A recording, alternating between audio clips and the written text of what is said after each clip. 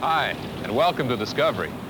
Today we're at Pier 92 in New York City, about to board a modern ocean liner for a transatlantic voyage. Our destination is Southampton, England, 3,110 miles away. While we normally think of traveling to Europe by jet plane, the ship will carry its full complement of passengers, 2,025, and 936 crew members. In the next few days, we'll see how this self-contained community travels across the ocean.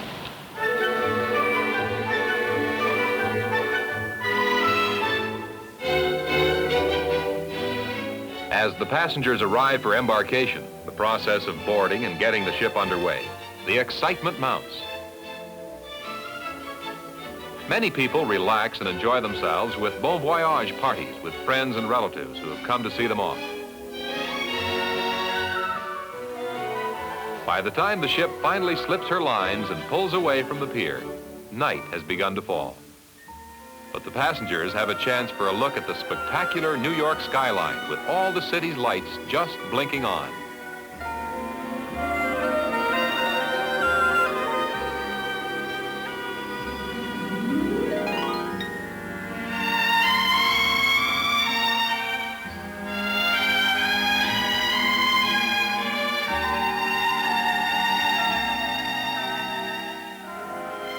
Finally, a ribbon of lights crossing the entrance to New York Harbor, the Verrazano Narrows Bridge.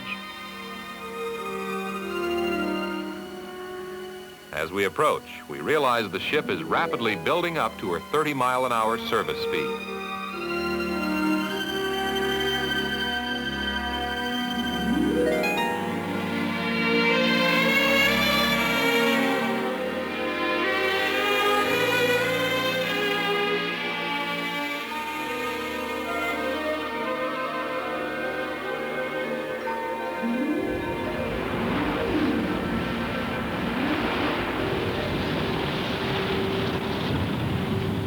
Once a ship leaves the site of land, it becomes self-sufficient, an island community, remote and alone, but with every comfort and convenience of a modern city.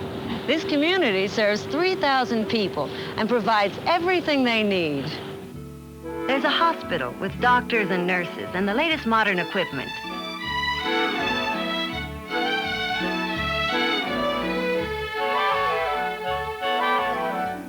There's a clothing shop. And a gift shop.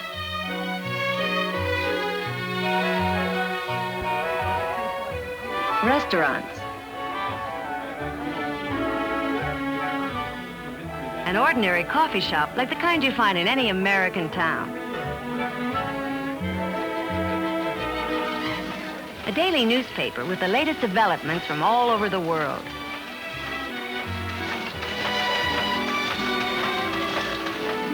There are beauty shops.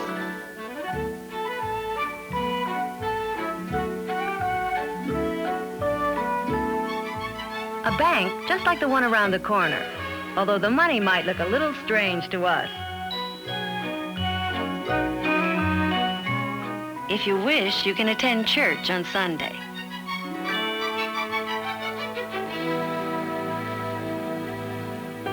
And on any day, there's exercise up on deck.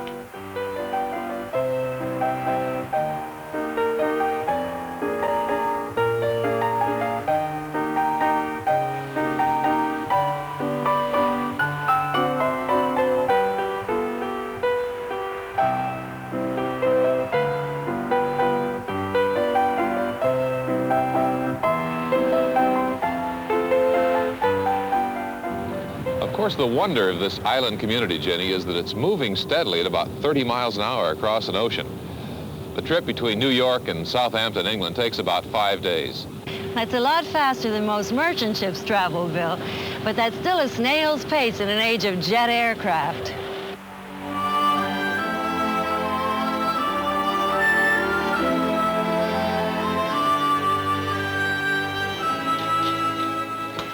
The most obvious place to begin exploring the ship is here on the bridge or wheelhouse. This is the nerve center or brain of a big ship. Because the captain is responsible for every phase of the ship's operation, it isn't possible for him to spend all his time on the bridge. He He has to rely on a staff of men to run her.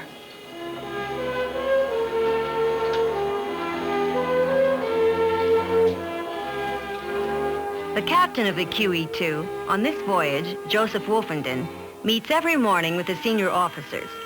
It's rather like a small board of directors meeting, or the meeting of a town council in which all the affairs and operation of this seagoing community are reviewed. The master of the ship is not only responsible for the safe and efficient operation of his vessel, but also for the comfort and even the entertainment of the passengers. When things are going smoothly up here on the bridge and there are no unusual or hazardous conditions, fog or heavy seas, the captain will normally be away. Then the watch, as it's called, is manned by other ship's officers. Usually there are 2 officers on the bridge during a watch, as well as a quartermaster or helmsman who actually steers the ship on orders from the officers. The second officer on watch at the moment is Graham Ferguson.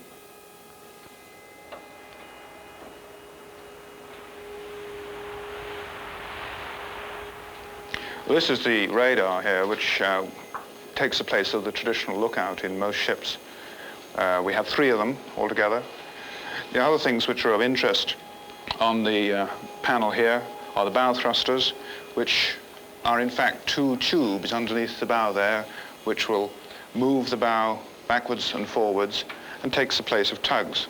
The other thing of interest, of course, is the steering tiller here, which would be used by the officer watch at sea if he wanted to alter course, because at the moment we're in automatic pilot. We have also a radio telephone here, which is for use contacting other ships at sea.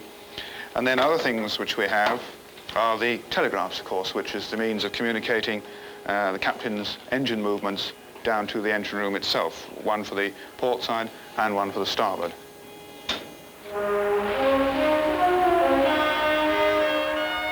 The safety of the ship and the 3,000 people on board is always the first concern at sea. Fire and the possibility of the ship sinking are still the 2 greatest hazards. Time has not changed that. And time has not changed many of the devices with which a modern ship meets these potential problems. The life jacket, a traditional safety device at sea, is still used on ocean-going vessels. But a modern space-age approach to safety has produced some revolutionary changes. We'll look at some of these in just a minute.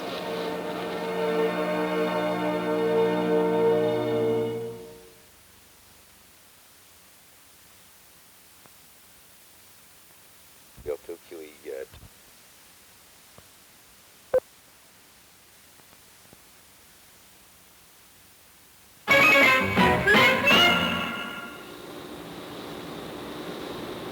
If the bridge can be considered the brain of a great ship, this room might be considered her heart. All the various safety devices in the ship, watertight doors, fire stations, and so on, can be monitored here on this console and through the use of these displays all about the room. This room, called the safety control room, is a completely new idea with the QE2.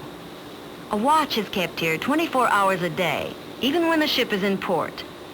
If a dangerous situation develops somewhere in the vessel, gas fumes, fire, a leak, various sensing devices relay the information here. If a fire broke out in a hold, the men here in the safety control room could release foam or inert gas from these tanks and pipe it to the trouble area to smother the flames. Thank you. Bye-bye.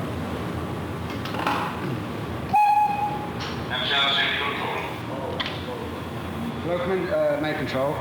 Would you exercise the bilge injection valve on the boiler and bilge pump? The boiler main bilge suction valve. The main bilge suction valve will do, right, thank you.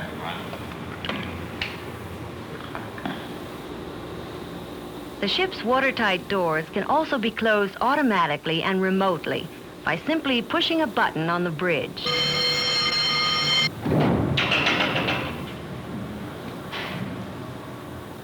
A test is run on this system every day the ship is at sea.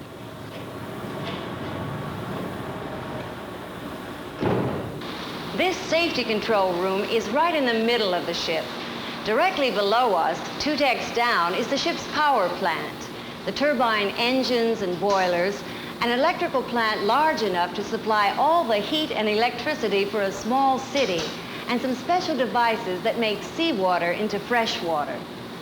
This man, Chief Mechanic Jack Humphrey, supervises the maintenance and repairs of all this equipment. We have 3 boilers. These are the largest marine boiler of their type ever built. Well, with the 3 boilers, that's given us roughly £1 million of steam every hour. We must have this steam for driving our turbines. Well, the shaft from leaving the gear, that's the gear casing, to the propeller, is approximately 200 feet in length. It is also 24 inches in diameter. Each bearing has its oil level, and it also has its own cooling system. We have 3 Weirs flash evaporators, and we can make up to 1,200 tons of water daily. It's always a relief for the ship's engine room men when they enter this area. Outside, the noise is deafening. Here in the machinery control room, special insulation reduces the noise to a lower level. All of the various type machinery we've just seen can be controlled remotely from here. And it's here, on this telegraph, identical to the one we saw earlier on the bridge, that the orders are received for the engine. With each of these 2 levers, one for each of 2 turbine engines, a man can control 110,000 horsepower. It takes that much power to turn each of the 2 19-foot propellers at the required speed. This is the first computer to be fitted aboard a passenger ship. It's located here because it's used to keep track of the maintenance program for the machinery in the engine room.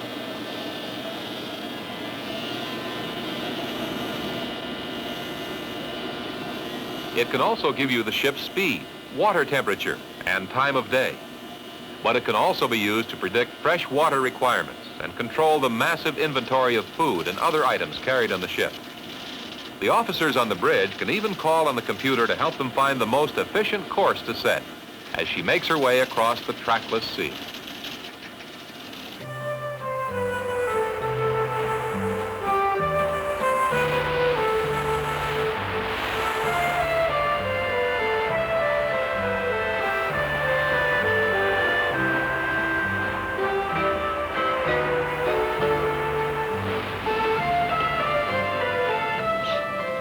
The ship has now entered the harbor for the French port of Le Havre, the only stop on our voyage from New York to Southampton.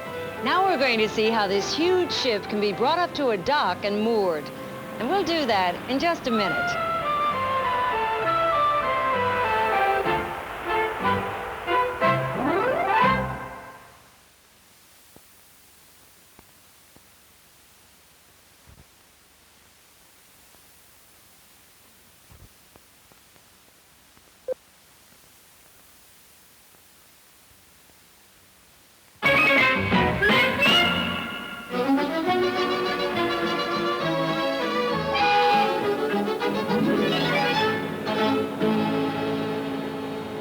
Captain Wolfenden and his crew on the bridge are about to dock in Le Havre. We'll be taking on some new passengers and cargo, and some of the other passengers will be leaving for trips in France and other parts of Europe. Before the QE2 is docked here, she has to be turned completely around. Tugboats and the ship's bow thrusters, smaller propellers on either side of the prow, are used in turning the vessel. And it's all they can do to move the QE2's 65,000 tons.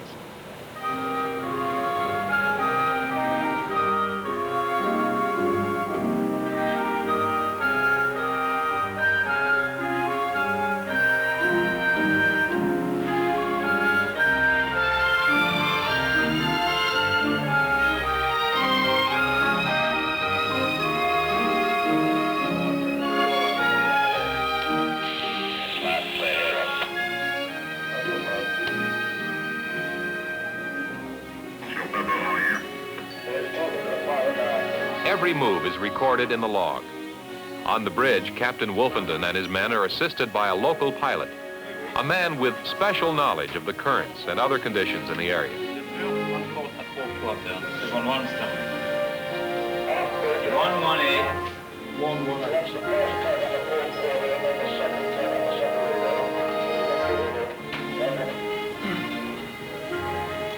Can you have the bow thrusters ready, please? Can you have the bow thrusters ready? Only got one. Which one's that? The forward bow thruster. Okay, let us know when they're ready.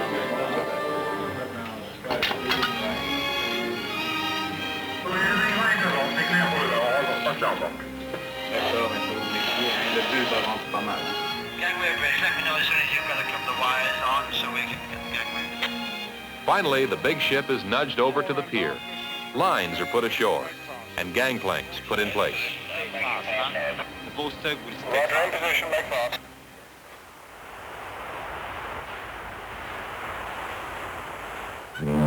We're underway once again, bound for Southampton, our last stop.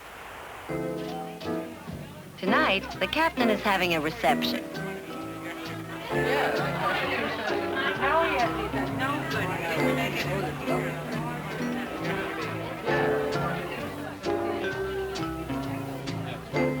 Later, we had dinner in the ship's dining room. The statistics on a great ship's inventory of stores are, as you might guess, staggering. On a trip like the one we're on now, 5 days at sea, the shopping list includes 2,000 pounds of biscuits, 50,000 tea bags, 2,500 pounds of bacon, 80,000 eggs, 25,000 pounds of beef, and so the list goes on and on.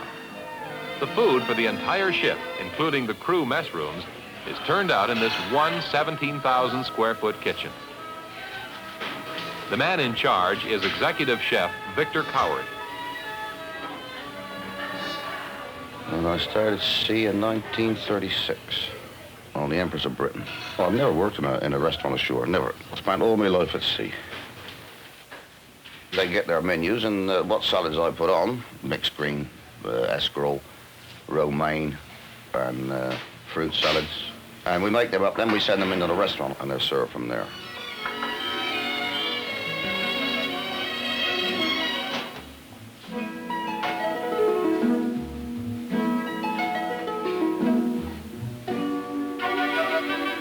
Well, we pick up our cheeses in England, Lyon from France, and the United States. And every cheese is marks with a sticker of what it is. The food service in the dining room is under the supervision of restaurant manager Oscar Bassett.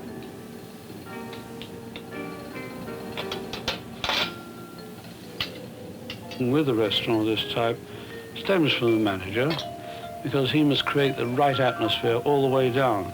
This brings the best out in the waiter, and in consequence, he then makes the customer happy.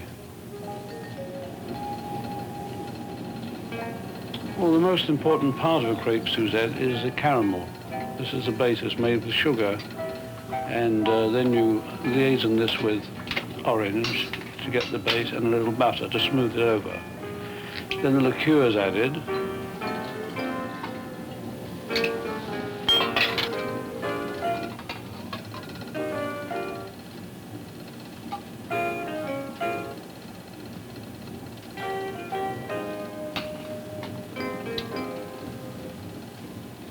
Then the crepes, which are thin pancakes, as you know, folded into the sauce, which is the sauce, and then they're finished off with the cognac. At night on a great ship, if the seas are calm, the passengers are hardly aware that the ship is moving continuously toward its destination.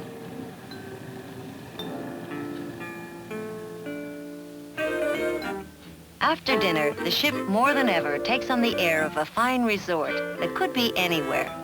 It just happens to float and travel at about 30 miles an hour. But in the engine room, in odd corners around the ship, on the bridge, Captain Wolfenden and his watch officers keep up their vigil. They sail with pride. Pride in the tradition of British seamanship dating back hundreds of years. We'll be back in just a minute.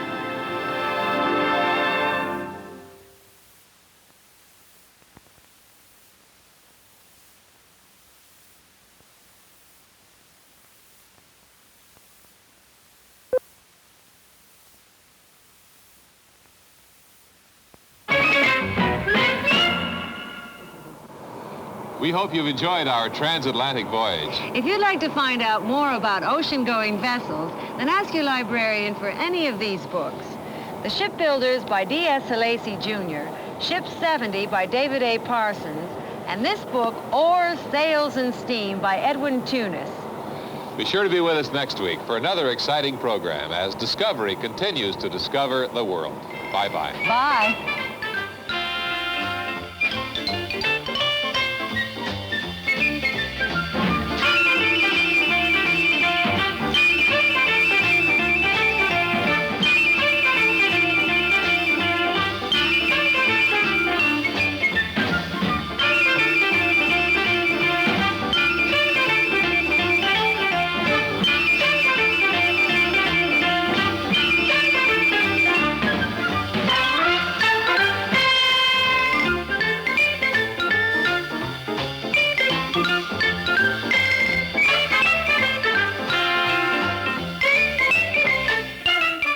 This has been a Jules Power production in association with ABC News.